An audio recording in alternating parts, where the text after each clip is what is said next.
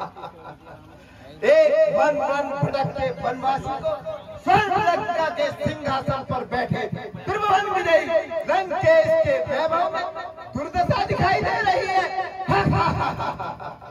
राम, तुम अपनी बात पटुता से इन अज्ञानी वानरों को भरमा सकते हो, रावण को नहीं। भक्त और ज्ञानी में यही अंतर होता है।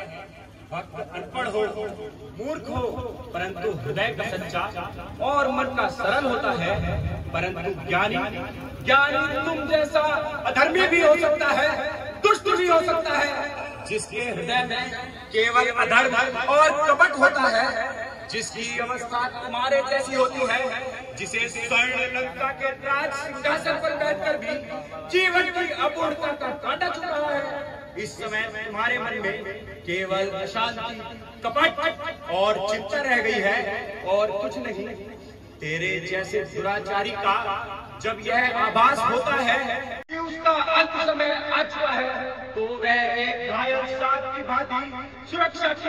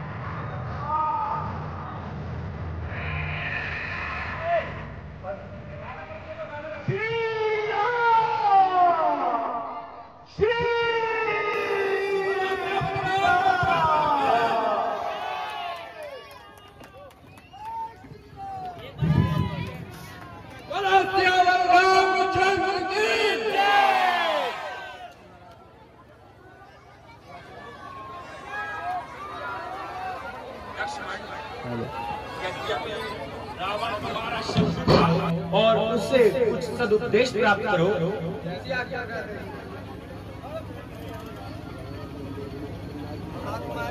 मुझे कुछ सदुपदेश दीजिए।